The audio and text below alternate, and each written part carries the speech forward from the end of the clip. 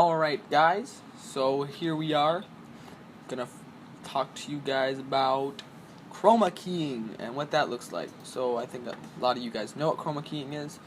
Let's just take this film footage. It's whenever you change, whoa, that's loud. It's whenever you change background, the green background, into something that is something different, like this background. This is the background that we'll be using right now. So, to do this, you have a great little effect found in Premiere Pro. It's already loaded, you don't even have to download it offline. And it's video effects and then keying. So you go down for keying and you will go to the ultra key. You can do color key, there's a bunch of different ways to do this. The easiest way, I think, is going to ultra key if you just want a quick and easy green screen job.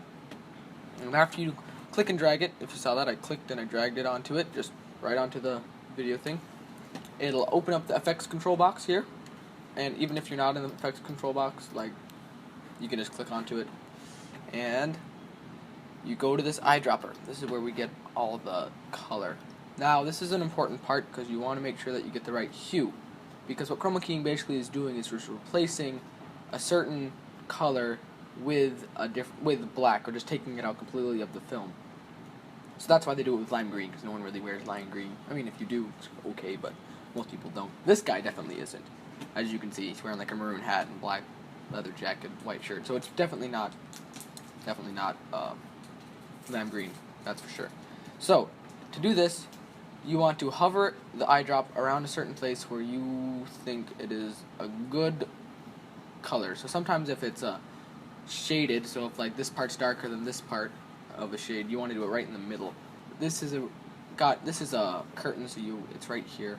You don't want that, but we don't have control over that, so we're going to try to fix that a bit by hovering it next to the spot, pressing command and clicking, and wow, look at that. But as you can see, it's not really that good of quality because you can still see this line right here. So to fix that, we go to the matte generator and to shadow. But if you want to get a better look, go to alpha channel, and it goes black and white, which is really nice. So you can sort of mess around everything. So we adjust it. As you can see, you might have to sacrifice some quality.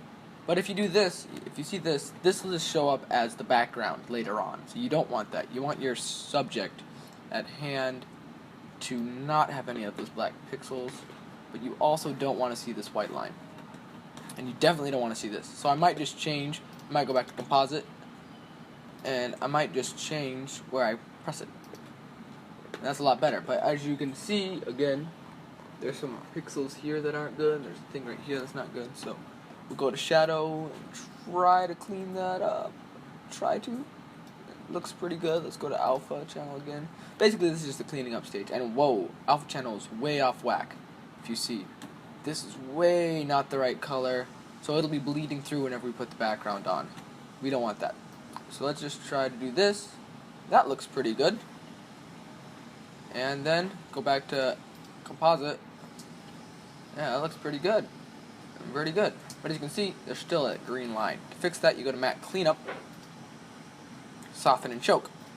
This makes the edges softer, so like if you do this, it looks like an alien, but you don't want to be that drastic. So let's go to like, I don't know. Hey, can anybody give me some help on iMovie? Sorry about that. And then we're gonna go to choke. My son Gavin wants to just And there we go. And that's good.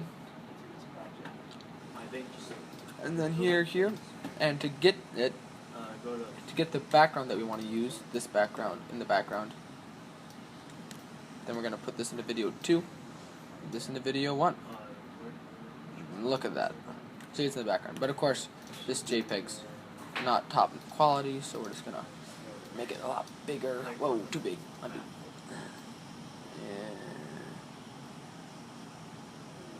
There. Looking good. Pretty grainy quality.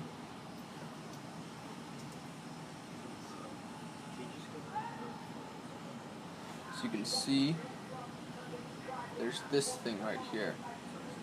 It shows up periodically, but it's a pretty good job. As you can see, the edges are pretty soft, which can be kind of annoying, but yeah, it's got some pretty good flow. That's basically it. So, if you found that useful, please feel free to go back and look over it again and again until you figure out what I'm actually doing. And of course, keep on researching online. But other than that, yeah, that's Chroma Keying. Thanks for watching.